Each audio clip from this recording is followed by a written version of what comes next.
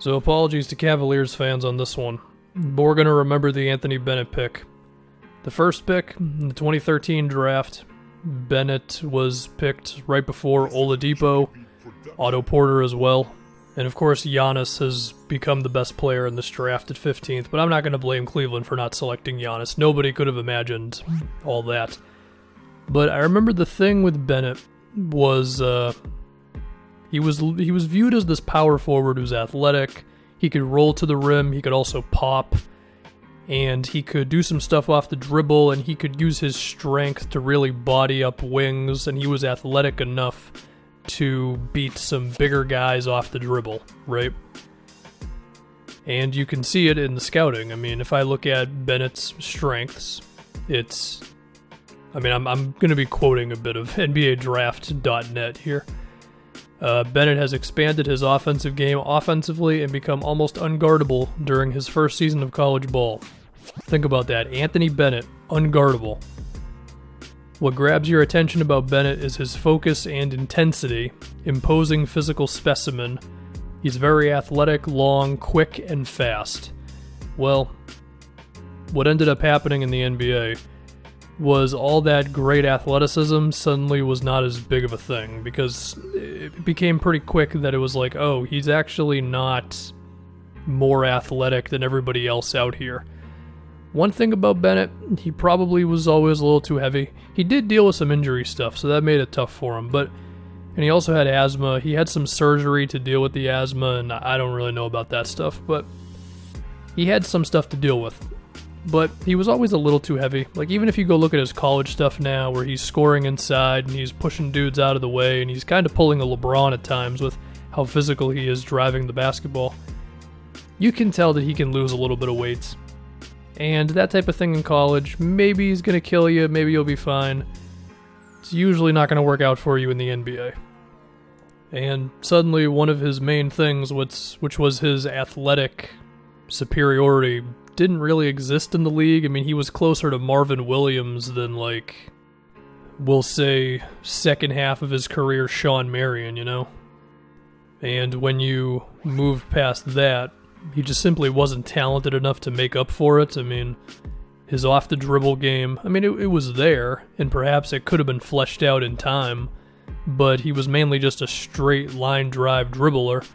And again, like, he could make that work in college. It wasn't going to work against NBA players.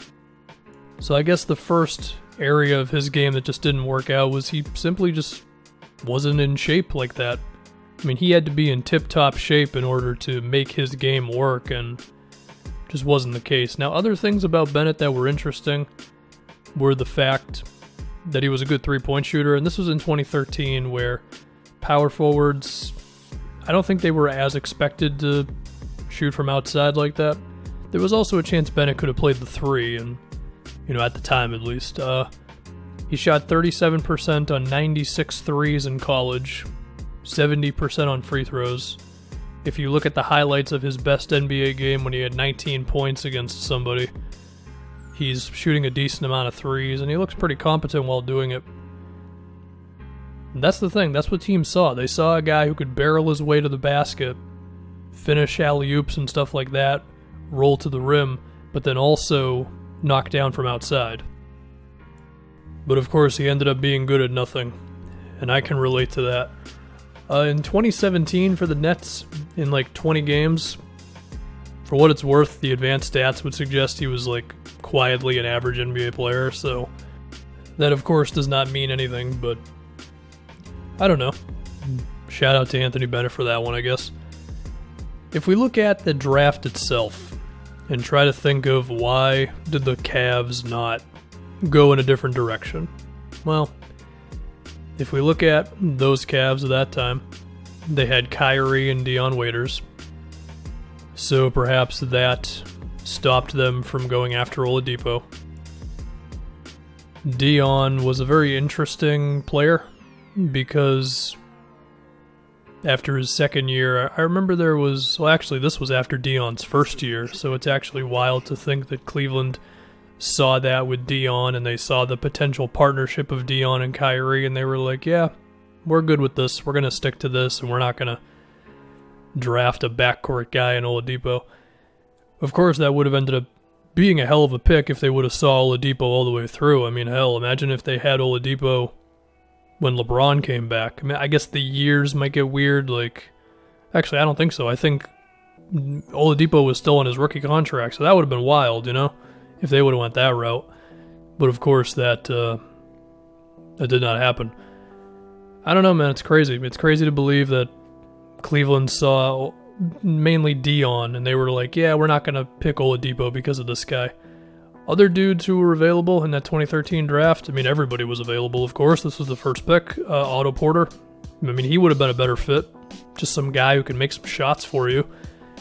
Of course, that would have been better than Anthony Bennett, and that would have fit in pretty okay. I mean, Otto, maybe a little more small forward than you would envision for Bennett, but it's not like it would have been such a different fit.